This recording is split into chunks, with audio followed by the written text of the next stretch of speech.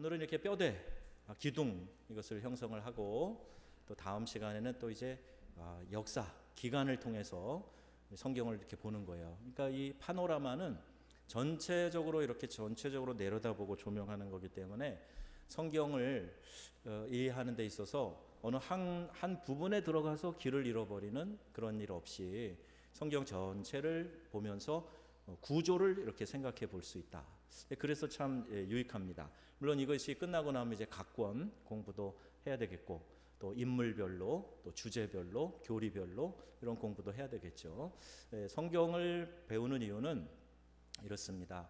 우리가 하나님의 말씀을 배우면서 우리가 하나님의 뜻을 쫓아가는 거, 이게 믿음 생활이잖아요.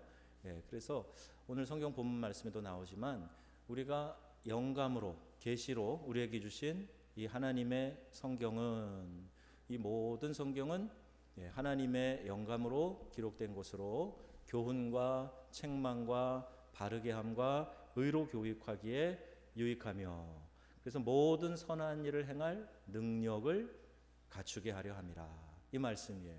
자, 여러분, 하나님의 말씀이 이렇게 나와 있는데 여러분은 지금 하나님의 말씀에 따라서 여러분은 지금 온전하십니까? 성도를 온전케 하는 게 말씀의 목적이라 그랬는데 여러분 온전하십니까? 선한 능력을 행할 수 있도록 그렇게 갖추셨습니까? 그게 긴 것 같기도 하고 아닌 것 같기도 하고. 그런데 근원적으로는 우리가 하나님 앞에서 의롭다 칭함을 받았으니까 의인의 자격 반열에는 들었지요. 그런데 정말 우리의 행함이 온전하냐 할 때에는 여전히 부족함이 있지요. 그래서 말씀이 있는 겁니다. 성경 말씀을 배우고 하나님을 알아가면서 이 말씀을 우리에게 주신 목적대로 우리가 점점 온전해지는 거예요. 어떤 면에서 더 온전해지느냐? 모든 선한 일을 행할 능력을 갖추게 하는 것이다. 그래서 이 말씀을 잘 배우면서 여러분에게 기대되는 것은 뭐냐 하면 믿음 안에서 온전하게 세워져 가시기를 바랍니다. 그래서 모든 선한 일, 하나님 기뻐하시는 일을 하는 데 있어서 여러분이 점점 자라서 강건해지고 그 일을 감당할 수 있는 힘과 능력이 생겨나실 수 있기를 바랍니다. 연약한 믿음을 가지면 나 하나 건수하기도 바빠요. 내 믿음 하나 건수하기도 바빠요. 그래서 막 오르락내리락하고 자주 넘어지고 뒤돌아가고 낙심하고 그렇습니다. 그런데 이 선을 행할 능력을 갖추게 되면 나 하나 정도가 뭐예요? 내 주변 사람 다 붙들어주고요, 내 등에다가도 여러 명 업고요, 그리고 또 막 달려갈 수 있는 거예요. 여러분들 안에 이런 믿음의 용사들이 나오기를 바랍니다. 어린아이 같이 계속 넘어지고 자빠지고 깨지고 그러지 말고 그리스도의 장성한 믿음의 분량으로 성장해 가자. 자, 그러기 위해서 우리가 말씀을 배우는 거예요. 그냥 머리에 담기 위해서, 지식을 늘려가기 위해서, 아니요, 그렇게 배울 필요 없습니다. 그럼 차라리 모르는 게 나아요. 그런데 이 말씀을 통해서 내가 온전해져 가고 선을 행할 능력을 갖추어 간다. 자, 이런 목적을 가지고 말씀을 보는 겁니다. 지난 시간 잠깐 우리가 리뷰해 보면 먼저 숲을 보고 그 다음에 뭘 봐라? 나무를 봐라. 숲은 이렇게 내려다보면 전체 모양이 이렇게 생겼구나. 여기 이렇게 밤나무 군집이 있고 이쪽에 사철나무 군집이 있구나. 위에서 이렇게 보는 거예요. 그 다음에 내려가서 그 속에 들어가서 나무에 붙어있는 송충이도 볼 수 있고 열매도 볼 수 있고 풀의 색깔도 또 풀 냄새도 맡고 이렇게 자세히 보는 거예요. 먼저 숲을 보고 나무를 봐야 길을 잃지 않을 수 있습니다. 그리고 좀 더 세밀하게 큰 그림을 보면서 볼 수 있기 때문에 더 재밌고 구슬이 깨어지는 것처럼 연결되는 그런 부분이 있어요.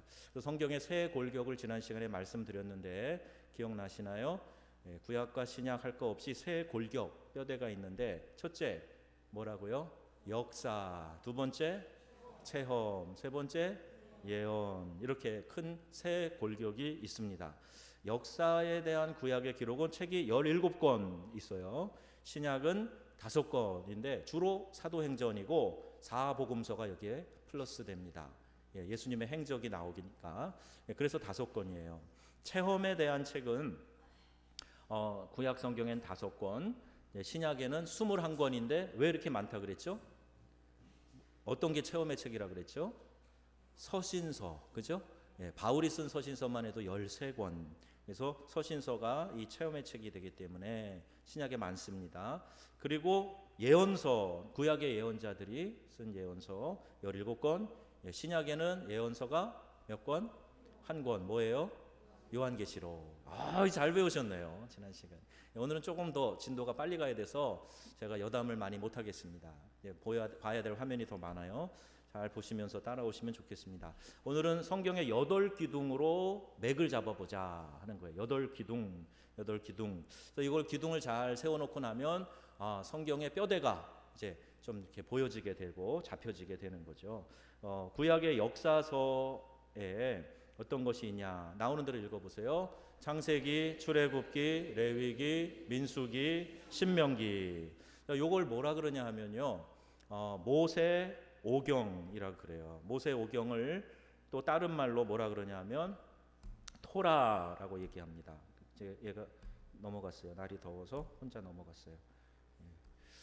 예, 토라라고 그래요. 토라를 또 율법이다, 이렇게 율법서다, 이렇게도 이야기를 하죠. 예, 그래서 모세오경은 뭐냐 하면 창출 레민신, 그게 뭐예요? 창세기, 출애굽기, 레위기, 민수기, 신명기까지가 모세오경. 이걸 다른 말로 뭐라고 한다고요? 토라라고 한다고 그랬죠. 그래서 지금도 유대인들은 이 토라를 받아들입니다. 이 토라만이 하나님의 그 말씀으로 그들이 받아들여서 이 토라를 많이 연구를 하지요. 예, 이 5가지 그 창출 레민신, 이것은 유대교 이 역사를 여기에 설명하고 있어요. 그리고 이 5권의 책을 우리가 모세오경이라고 이야기하는 이유가 있습니다. 모세가 썼다라고 그렇게 우리가 믿기 때문에 모세오경이라고 이야기를 해요. 여기에 복잡하게 또 여러 신학적인 이론으로 설명할 마음은 없고요. 모세오경이다 이렇게 하면 창, 출, 레, 민, 신, 이렇게 5권, 이걸 다른 말로 토라라고 한다는 거예요. 예, 그리고 이 유대 민족의 역사가 기록되어져 있는 책들이 그 다음에 여호수아에서부터 에스더서까지 그 유대 민족의 역사가 기록되어 있어요. 그러다 보니까 한 민족의 역사 아니냐, 이렇게 치부하는 경우도 있는데 그렇지 않습니다. 하나님이 유대 민족을 택하신 이유는 아브라함과 이삭과 야곱 이 족장을 통해서 한 민족을 일으키시겠다라고 약속하셨고, 그 민족을 일으키시는 이유는 뒤에도 설명이 좀 있겠지만 모델 민족으로 삼으시는 거예요. 모델 민족으로. 물을 강제로 먹이는 방법도 있지만 갈증이 나도록 짠 음식을 주면 물을 자기가 저절로 마시죠. 마찬가지로 하나님이 유대 민족을 택하셔서 그 민족을 보호하시고 축복하시고 하는 내용을 이방인들이 보고 하나님을 믿도록 하기 위해서 한 민족을 모델로 택하셨다 하는 겁니다. 그래서 여기 유대 민족의 역사는 한 민족, 나라, 공동체의 역사가 아니라 이걸 통해서 하나님이 어떻게 그 민족을 택하셨고 이끌어 가시는가. 잘 순종할 때 하나님이 그들을 복 주시고 붙들어 주시고, 거역하고 말 안 듣고 우상 숭배할 때 어떻게 하나님이 벌하시고 책망하시는가. 이 역사를 통해서 우리의 믿음을 가르쳐 주고 계시는 겁니다. 이 구약의 역사서예요. 자, 그리고 신약의 역사서, 첫 번째 골격에 해당하는 역사, 신약의 역사서는 읽어보겠습니다. 마태, 마가복음, 누가복음, 요한복음, 사도행전이에요. 앞에 4개 복음, 이 복음은 뭐라고요? 4복음서라고 얘기하죠. 4복음서 중에서 공관복음이라고 얘기하면 뭐죠? 마태, 마가, 누가까지만.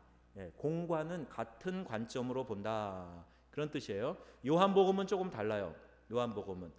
그래서 요 세 복음서를 공관복음, 요한복음까지 붙이면 4복음서 이렇게 얘기하고요. 복음이라는 말 자체는 복되고 기쁜 소식, 유앙겔리온, 복되고 기쁜 소식이라는 뜻이고 그리스도의 역사를 말합니다. 왜 예수님이 이 땅에 오셨는지 마태는 이 족보를 쭉 열거하면서 예수님이 이 땅에 오신 배경과 목적을 설명하고 있어요. 예. 이렇게 또 마가 같은 경우에 왕이신 예수님을 마태가 주로 얘기했다면 마가는 인자, 인자 예수님에 대한 이야기가 많이 나오죠. 조금씩 주제와 바라보는 관점은 다르지만 그러나 크게는 마태, 마가, 누가가 같은 관점으로 보고 있고 요한복음이 또 조금 다르지만 예수님의 행적에 대해서 말씀에 대해서 기록하고 있는 거예요. 그래서 그리스도의 역사이고 사도행전은 그럼 무슨 역사일까요? 마태, 마가, 누가, 요한이 예수님에 대한 역사라면 사도행전은 교회와 사도들 그리고 성령의 역사다. 그래서 사도행전을 흔히 다른 말로 성령 행전이다 이렇게 부르는 분도 있어요. 성령 행전. 우리 돌아가신 우리 온누리교회 하용조 목사님이 그런 표현을 자주 했어요. 성령 행전이다. 근데 교회와 사도들이 어떻게 복음을 전하고 다녔는지, 어디로 다녔는지, 어떤 일이 있었는지, 어떻게 교회들이 세워졌는지 이것에 대한 기록이 사도행전입니다. 그러니까 사도행전은 또 크게 둘로 나눠져 있어요. 앞에 12장까지 그다음 13장부터 베드로의 행적과 바울의 행적을 중심으로 이렇게 기록되어져 있습니다. 그러니까 신약의 역사서는 뭐다? 사복음서와 사도행전 이렇게 5개는 역사를 쭉 볼 수 있는 그런 기록이 있습니다. 그러니까 구약의 역사서와 신약의 역사서를 우리가 읽으면서 그 시대의 역사도 알 수가 있어요. 그렇게 우리가 또 우리 근동학, 고고학을 통해서도 서로 맞춰볼 수 있습니다. 이게 성경의 여덟 골격, 이제 오늘 여기에 대해서 하는 건데 어떤 게 8골격인가, 8기둥이 뭐가 되는가 그것을 한번 하나씩 보겠습니다.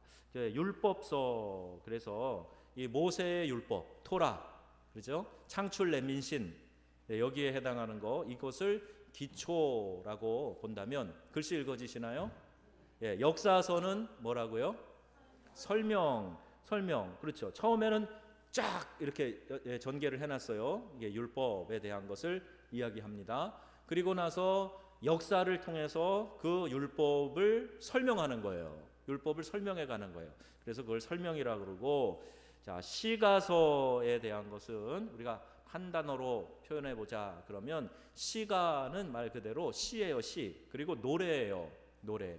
그래서 이게 아가서라든지 시편이라든지 이런 것들을 우리가 읽을 때에는 잠언이라든지 이런 걸 볼 때에는 시적인 표현들이 많이 나옵니다. 그러니까 그 시가서를 읽을 때 우리가 노래를 짓고 시를 짓고 그럴 때 그걸 문자적으로 해석하는 사람을 뭐라 그러냐 하면 무식한 사람이라고 그러는 거예요. 시는 시로 알아야 되는 거예요. 그죠? 시는 시. 빨간 꽃이 마치 타오르는 불처럼 그러면은 이게 시적인 표현이잖아요. 그죠? 근데 꽃에 불 났네. 이렇게 생각하는 거는 전혀 문학적이지도 않고 시적이지도 않은 거예요. 그러니까 이런 상황에 대해서 문학적인 기법이 뭐냐, 표현이 뭐냐를 알아야 그 성경 말씀을 정확하게 이해할 수가 있어요.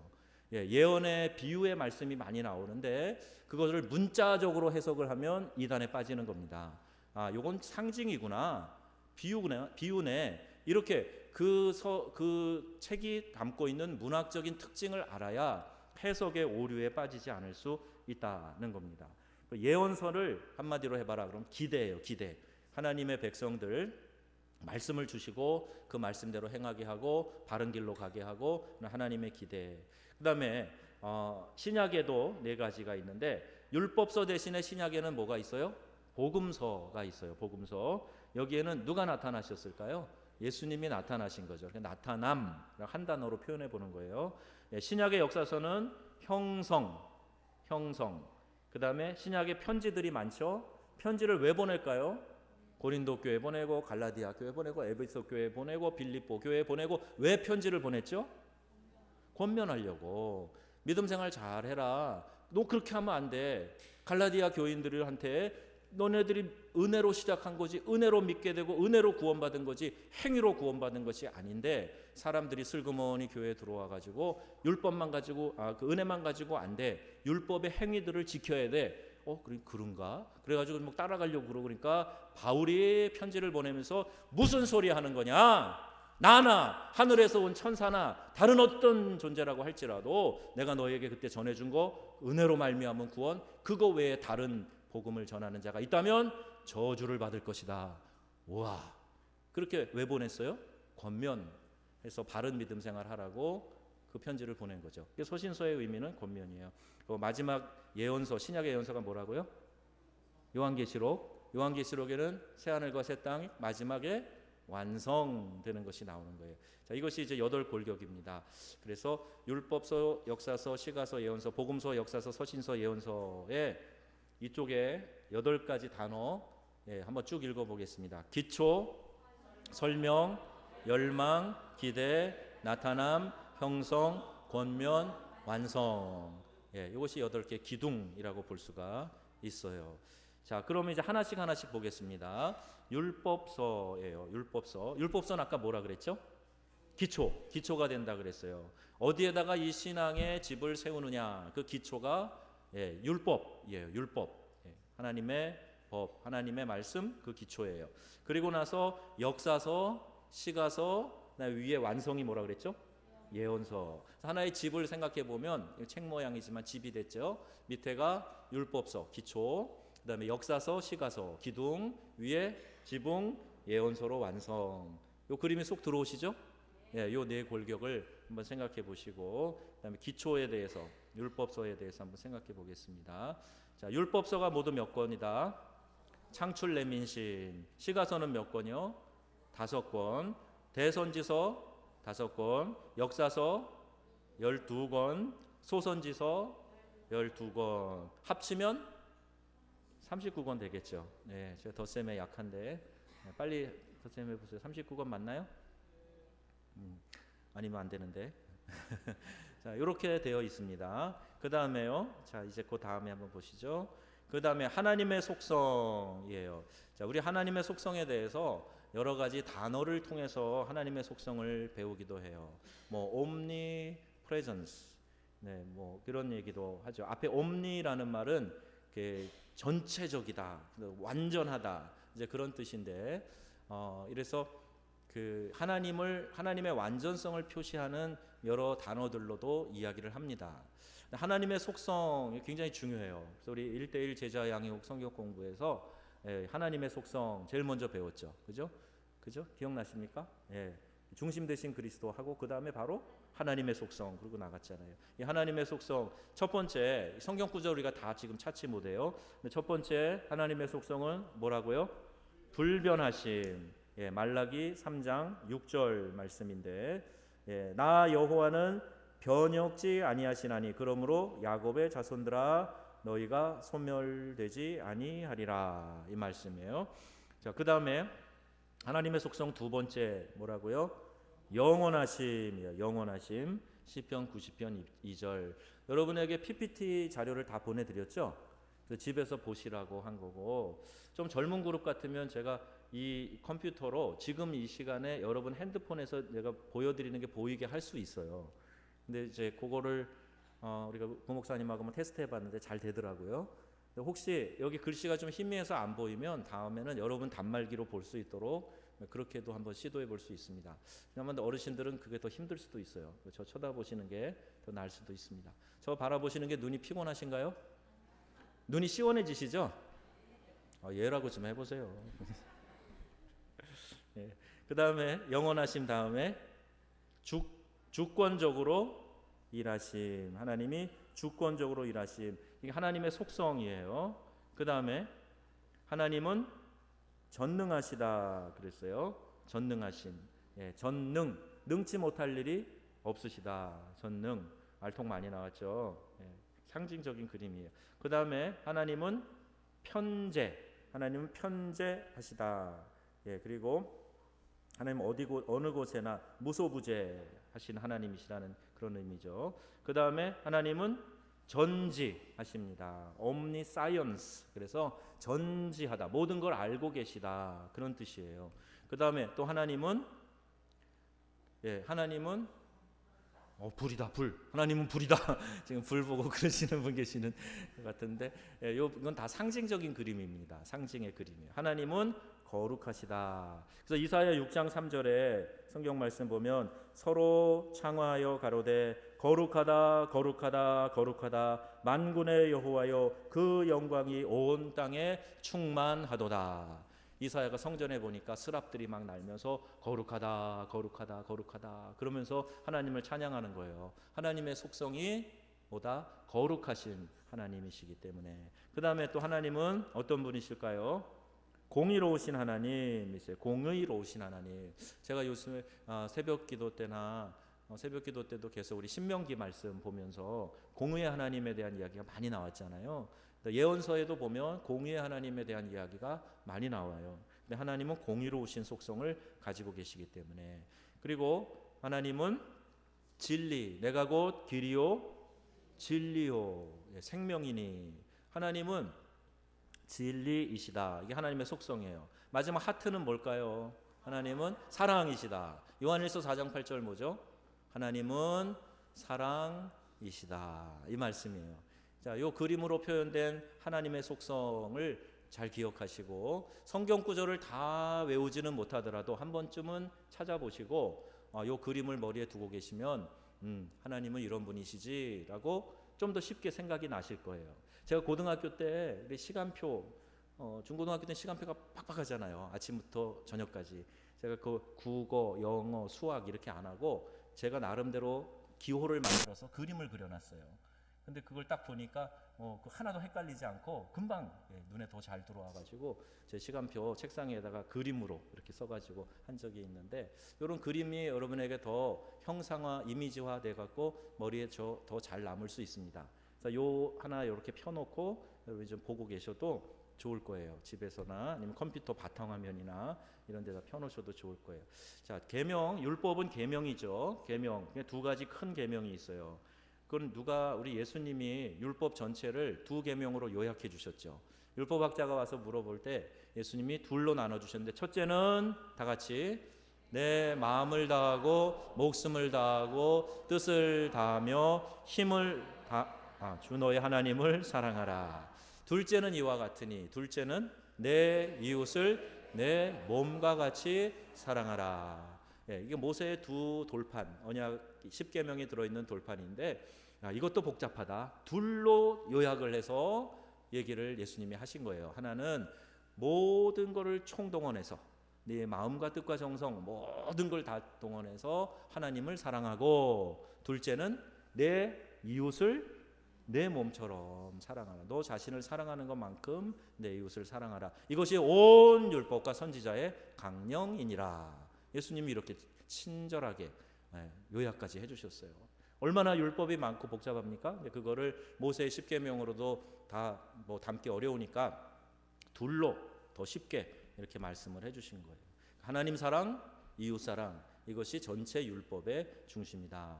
모세에게 준 10계명은 10개로 되어 있는데 1계명부터 4계명까지는 사람이 하나님에 대하여서 어떻게 신앙생활, 믿음생활 해야 되는가, 어떻게 하나님을 예배하고 섬겨야 되는가, 그 말씀이에요. 5계명은 뭐죠? 부모를 공경하라. 부모를 공경하라. 이 5월달에 잘 기억하셔야 돼요. 부모를 공격하지 마시고 공경하셔야 됩니다. 부모 공격하는 사람들이 있어요. 그러시면 안 됩니다. 부모를 잘 공경하고 살인하지 마, 간음하지 마, 도둑질하지 마, 거짓 증거하지 마, 이웃의 소유를 탐내지 마. 이렇게 이웃 사람들과의 어떤 하나님의 계명을 지켜야 되는가, 이 둘을 하나님이 모세를 통해서 주셨어요. 하나님과의 관계, 그 다음에 사람 사이에서의 관계 어떻게 해야 되는가, 이렇게 설명을 하고 있습니다. 이건 다 이해가 쉽게 되시죠? 율법서와 역사서 이제 5권, 12권 되어 있는데 아까 율법서가 뭐라 그랬죠? 기초. 역사서는 설명. 율법서에는 하나님의 성품, 역사서는 이스라엘의 행실, 행적, 역사니까, 그죠? 역사, 이스라엘의 행실. 그다음에 율법서가 개인적이라면 역사는 민족적인 거죠. 이스라엘 민족. 그다음 율법서에는 율법 제정, 역사서는 실제 훈련. 율법을 그냥 내가 손에만 들고 있으면, 머릿속에만 담고 있으면 안 돼요. 이것을 실제 훈련에서, 삶에서 적용해야 되는 건데, 역사가 바로 그것을 말해주고 있는 겁니다. 그래서 말씀대로 잘 지켜 행하면 축복이요, 말씀에 불순종하고 거역하면 하나님의 징계, 재앙 따르는 것이에요. 그래서 이걸 전체를 함께 통틀어서 하나님의 뭐라고요? 은혜라고 하는 겁니다. 율법도 하나님의 은혜요, 그 역사를 이끌어 가신 하나님도 은혜 안에서 이끌어 가신다. 자, 이렇게 우리가 성경을 볼 수가 있어요. 자, 그 다음에 12권의 이스라엘 역사서 쭉 읽겠습니다. 여호수아, 사사기, 룻기, 사무엘상, 사무엘하, 열왕기상, 열왕기하, 역대상, 역대하, 에스라, 느헤미야. 에스더 같은 경우에는 특별히 바벨론 포로로 잡혀간 그 시기에 왕후가 된 에스더가 그 민족을 구원하는 그 역사를 담고 있지요. 예. 이렇게 여호수아부터 에스더까지 12권이 이스라엘의 역사서가 되겠습니다. 자, 역사는 이렇게 설명을 하는데요. 보시면 이렇게 롤러코스터 타듯이 잘 순종해서 축복의 시간을 갖는가 하면 또 곤두박질 쳐가지고 불순종의 낭떠러지로 떨어지기도 하고, 다시 또 순종하다가 또 낭떠러지로 떨어지기도 하고, 이런 역사를 반복했어요. 마치 오늘 우리랑 비슷해요. 우리랑 비슷해요. 특히 이와 같은 역사가 아주 잘 나타나 있는 게 사사기서입니다. 사사기에 보면은 꼭 이런 식이에요.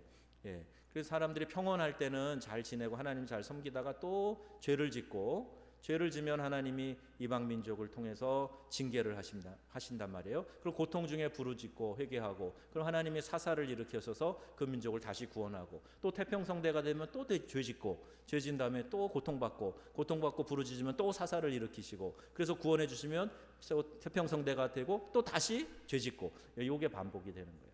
우리도 어쩌면 이 세상 떠나는 날까지 이런 사이클이 반복될지 몰라요. 근데 여러분, 요거 그림을 보면서 이렇게 롤러코스터 타지 말고 격차를 좀 줄이자고요. 격차를 좀 줄여나가고, 그리고 가능하면 조금 이렇게 내려갈지 몰라도 금방 다시 회복해서 올라가고 그래야지, 이렇게 낭떠러지처럼 그냥 출렁출렁 넘실 옛날에 그 코너처럼 이렇게 하시면 아니 되옵니다. 그래서 제가 목회를 하면서 새벽기도에 나오셔야죠. 예배 나오셔야 되죠. 요새 기도생활, 성경 읽는 거, 묵상 어떻게 하고 계세요? 자꾸 이렇게 말씀드리잖아요. 그러면 저 얘기는 목사님이니까 하는 얘기, 목사님이 하는 일이 저런 거지 뭐, 그러면서 아예 귀찮게 생각하고 안 들으시면 안 돼요. 제가 모든 분에게 그렇게 얘기하는 거 아니에요. 아무나 찔러보는 거 아닙니다. 기도하다가 저도 생각나면 문자라도 드려보고 전화라도 드리고 그러는 거예요. 그럴 때 이거 신호가 왔구나. 정신 차려야지. 새벽기도 내가 작정 일주일 해야 되겠다. 뭐 이렇게 좀 해보셔야 되는 거예요. 요즘 경건생활에 문제가 없으세요? 그러면 목사님 이렇게 물어보시는 게 뭔가 내가 지금 찔리는데 내가 이제 정신 차리고 해야 되겠다. 이런 좀 그런 게 좀 있어야 되잖아요. 그래서 여러분들이 넘어지지 않도록 계속 제가 팽이 넘어지지 않게 이렇게 조금씩 해줘야 되잖아요. 그죠? 접시 돌릴 때 떨어지지 않게 조금씩 돌려줘야 되잖아요. 그 일로 내가 너무 바쁘면 안 돼요. 여러분이 알아서 잘 돌아가셔야 됩니다. 그래서 순종의 정점을 잘 유지할 수 있도록 믿음 생활 잘 하시기를 바랍니다. 이스라엘이 이런 역사를 겪었어요. 자, 또 이거는 이제 하나님의 은혜의 진열장. 이게 뭐냐? 우리는 다른 사람들에게 하나님의 은혜를 드러내는 하나님의 은혜의 진열장이라는 표현이에요. 그러니까 사람들이 우리를 보면서 하나님의 살아계심과 역사하심과 이런 것들을 볼 수 있도록 해야 된다. 이제 그런 우리의 삶의 목표가 필요한 거예요. 누구를 보니까 이야, 하나님 살아계시네. 야, 저분을 보니까 진짜 하나님이 살아계시네. 이렇게 생각이 될 수 있도록 여러분들이 그런 하나님의 은혜를 보여주는 그런 삶을 살아라, 그 얘기예요. 내 의지로만? 아니요. 내가 하나님의 뜻 가운데 세워져 있으면 하나님이 우리를 통해서 역사하시기 때문에 자연스럽게 그것이 드러나게 되어 있는 거예요. 우리는 별로 얘기하면 발광체일까요? 반사체일까요? 우리는 발광체가 아니에요. 우리 스스로 빛을 막 낼 수 있는 그 뭐가 없어요. 내 안에 선한 것 하나도 없습니다 하는 고백처럼 죄를 만드는 공장일지 몰라도 우리 안에 선을 만드는 공장 아니에요. 그 대신에 우리가 예수 그리스도 하나님의 영광, 이것을 우리를 잘 닦아가지고 반짝반짝하게 만들어 놓으면 그 빛을 우리가 반사할 수 있어요. 그럼 나도 화나고 내 주변도 환해지는 거예요. 죄악에 그냥 때국물이 그냥 가득가득 묻어가지고 그냥 시커멓고 더럽고 그러면 빛이 비춰도 그 빛을 내가 보여줄 수 없는 거죠. 질 항아리에 담긴 그 횃불처럼 우리 자신은 연약하고 부족하고 그러지만 우리 안에 횃불을 담고 있다. 그 빛은 우리 주님의 빛이다. 이걸 생각하셔야 됩니다. 율법서와 역사서, 시가서가 어떤 차이가 있는가? 율법서와 역사서는 민족적이라면 시가서는 개인적인 것이고, 그것이 객관적이라면 주관적인 것이고, 율법서, 역사서가 유대민족에 대한 거라면 시가서는 모든 사람에 대한 것, 또 우리의 행실을 위한 것이 율법서와 역사서라면 시가서는 우리의 심령을 위한 것이다. 그래서 여러분 시편을 암송하고 하는 것이 내 영혼을 깨끗하게 하는데 큰 도움이 됩니다. 다윗도 그래서 찬송시를 지어서 노래를 지어서 하나님을 찬양한 거 아닙니까? 이렇게 찬양하는 거, 노래로 시로 하나님 찬양하는 거 아주 좋은 거예요. 이런 차이가 좀 있습니다. 이스라엘의 선지자들, 그래서 이사야, 예레미야, 에스겔, 다니엘, 호세아, 요엘, 아모스, 오바댜, 요나, 미가, 나움, 하박국, 스바냐, 학개, 스가랴, 말라기, 이런 선지자들이 있어요. 예레미야와 예레미야 애가 같은 선지자가 쓴 거죠. 그런 선지자들에 대한 선지자들이 하나님의 말씀을 대언한 것들, 선포한 것들에 대한 기록이 다음과 같은 책들입니다. 그래서 하나님은 그 하나님의 의로움을 기대하면서 선지자들에게 대언하게 하시고, 또 그 백성은 구세주와 하나님의 나라를 기대하도록 하는 것. 자, 이것이 이제 이 예언서가 가지고 있는 목적이에요. 그 백성을 바로 살라고 하나님이 그 입에 말씀을 주신 거죠. 그러니까 예언자를 앞에 일어날 일들을 점치는 점쟁이로 생각하시면 안 돼요. 그건 성경의 미리 예자가 아닙니다. 그 입에 담아 두었다, 맡겨 두었다, 그런 뜻의 예자예요. 그러니까 하나님이 그 말씀을 선지자의 입에 담아 주셨기 때문에 그들이 예언을 한 거예요. 하나님의 뜻을 백성들에게 전한 것이죠. 그 의미도 잘 모르고 은사를 받았다 그래서 앞으로 내가 어느 직장에 이력서를 내야 되고 뭐 어느 학교에 지원해야 되고 동쪽으로 가야 되나요? 서쪽으로 가야 되나요? 이걸 기도해서 알려달라고 점치는 거, 이거 하나님의 뜻이 아니란 말이에요. 그걸 하나님이 어떻게 살아라에 대한 말씀을 주시는 거, 이게 예언의 말씀이에요. 그래서 우리 설교도 예언의 부분이 있습니다. 하나님의 말씀을 전하는 것이기 때문에 여러분이 말씀을 묵상할 때 예언자의 음성으로 들을 수가 있어요. 하나님이 그 말씀을 풀어주시고 깨닫게 해주시고 바르게 살도록 하시기 때문에. 자, 구약은 선지자, 제사장, 왕, 예수님이 이 세 가지 직능을 갖고 계시죠. 신약에는 그 예수님이 육신을 입고 나타나 보여주신 거예요. 구약은 오실 예수님에 대한 예비의 책이라면 신약은 오신 예수님에 대한 증거의 책이다, 이렇게 볼 수 있는 겁니다. 구약을 없애야 된다라고 하는 초대교회 이단도 있었어요. 이 마르시온 학파 같은 사람들은 구약의 잔인한 하나님이 신약의 사랑의 하나님과 어떻게 같으냐, 그래서 구약이 없어야 된다라고 주장했던 그런 주장자들도 있었어요. 그러나 그렇지 않습니다. 구약과 신약은 짝을 이루고 있고 서로 설명하고 있어요. 완성은 신약에서 되었지만 구약도 우리가 알고 있어야 그 의미를 깨달을 수 있다는 겁니다. 구약이 그림자라면 신약은 실체예요. 그리고 구약은 기다리는 것이라면 신약은 이제 나타나 선포되어진 것이에요. 구약이 인간 위에 계신 하나님이라면 인간과 함께 계시는 하나님이 신약의 하나님이에요. 구약의 동물의 희생 제사를 드렸다면 신약은 예수님 자신을 희생 제사로 드렸어요. 그래서 반복해서 제사를 드릴 필요가 없고 예수님이 단번에 한 번에 자신의 육체로 제물이 되셔서 하나님께 희생양으로 제사를 드리셨다는 겁니다. 자, 여러분이 이 표를 가지고 계시니까요, 제 설명만 조금 추가된 설명만 귀담아 들으시고 가셔서 보시면 되겠어요. 이것도 마찬가지입니다. 복음서에 그 마태, 마가, 누가, 요한에 있는 그 복음서의 내용들이 주로 이런 것이라면, 또 하나의 신약의 역사서인 사도행전에는 또 이런 면에서 조금 차이가 있어요. 복음서에서 구원 자체를 설명하고 있고, 사도행전에서는 이 구원을 선포하는 사도들의 행적이 기록되어져 있습니다. 그리고 구약 이 복음서의 내용에는 예수님과 함께 있었던 제자들, 예수님을 육체로 직접 만났던 사도들에 대한 글이라면, 사도행전에는 성령행전이라 그랬죠. 성령과 사도들의 움직임이 기록되어 있는 것, 이것이 사도행전입니다. 사도행전을 읽을 때는 내 마음 안에서 성령님께서 거기에 대해서 맞장구를 쳐주셔야 되는 거예요. 사도행전을 읽으면서 마음이 냉랭하다? 그럼 뭔가 성경을 잘못 읽고 있는 거예요. 성령이 지금 어떻게 일을 하고 계시는가를 읽고 있는데 어떻게 마음이 냉랭할 수가 있겠어요? 그러니까 사도행전은 특별히 성령의 역사에 대해서 기록되어져 있다는 거, 이거 좀 기억하시면 좋을 것 같습니다. 자, 이 역사서의 형성, 우리가 우리 교회에 와서 이렇게 함께 믿음에 성장하기 위해서 또 이 말씀을 우리가 함께 배우고 있어요. 신약에 많은 서신서들이 있죠. 이 서신서들, 우리 하나님이 어떻게 나타나셨고 말씀하셨고 한 것을 교회를 경고케 하기 위해 보낸 여러 편지들이 있습니다.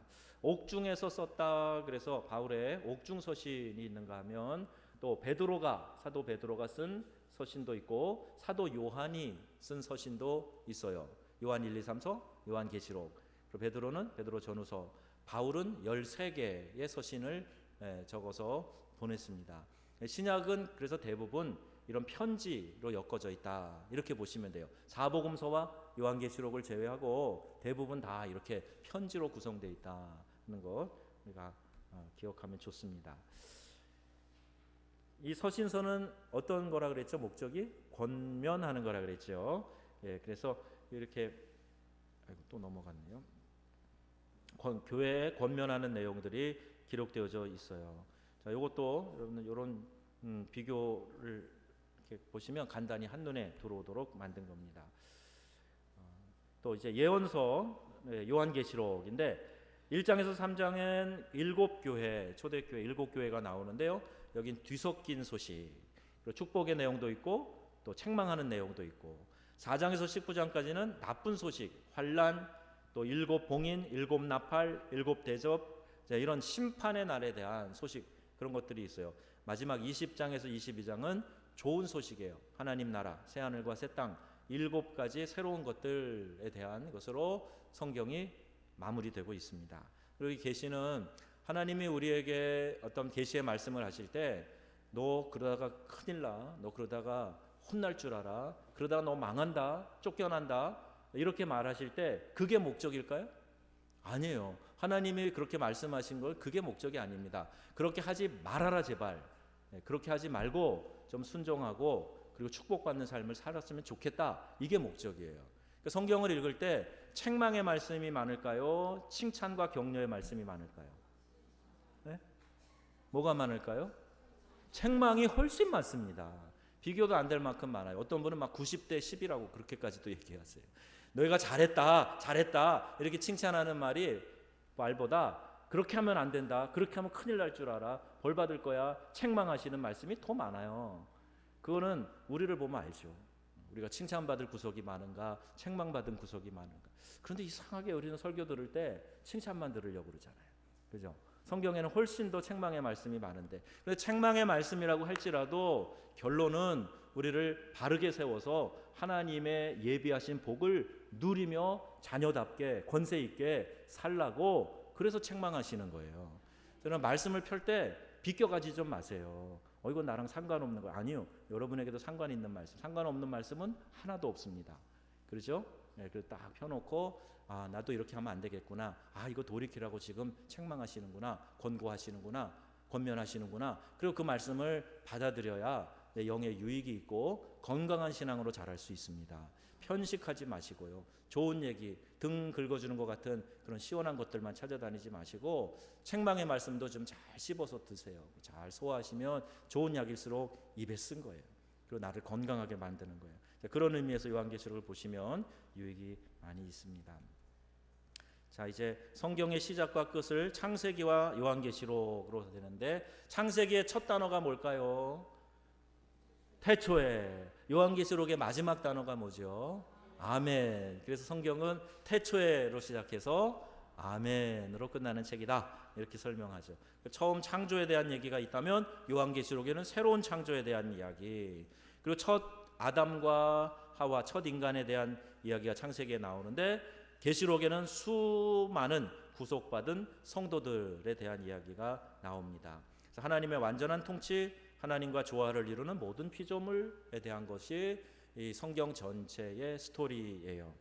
이 성경을 전체 이야기로 우리가 함께 또 보는 시간도 있을 것이라고 생각됩니다. 좀 급하게 갔지만 마지막 부분까지 다 봤고요.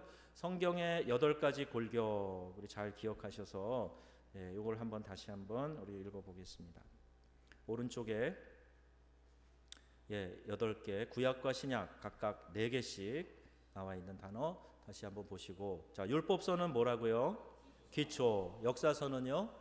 설명. 시가서는 열망. 예언서는 기대. 복음서는 나타남. 역사서는 형성. 서신서 권면. 예언서 완성. 그래서 요한계시록의 마지막 완성이 되는 이런 구조로 성경이 짜여져 있습니다. 성경 66권이 복잡하고 어려운 내용으로 가득해서 내가 들어갔다가 길을 잃어버리겠다, 그게 아니고 이런 구조를 가지고 세 골격으로, 그죠?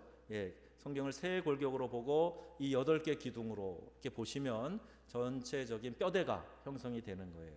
다음 시간에는 이제 이걸 또 다른 방법으로 분류하는 것을 공부하도록 하고요. 어찌됐든 이 기간에 하나님의 감동으로 기록된 성경, 나를 온전한 사람으로 만들어 주시고 모든 선한 일을 행하기에 온전케 하려 함이라는 이 하나님의 말씀이 여러분에게 좀 더 친숙하게 다가갈 수 있으면 좋겠습니다. 그 이야기는 성경을 표시라는 거예요. 덮어놓고 믿지 말고 펴놓고 믿으세요. 펴놓고 읽어보면서 묵상하면서 나에게 뭐라고 말씀하시는가 들어보면서 그렇게 말씀에 순종하고 따라가시면 복되고 유익이 있을 줄로 믿습니다. 함께 기도하시죠.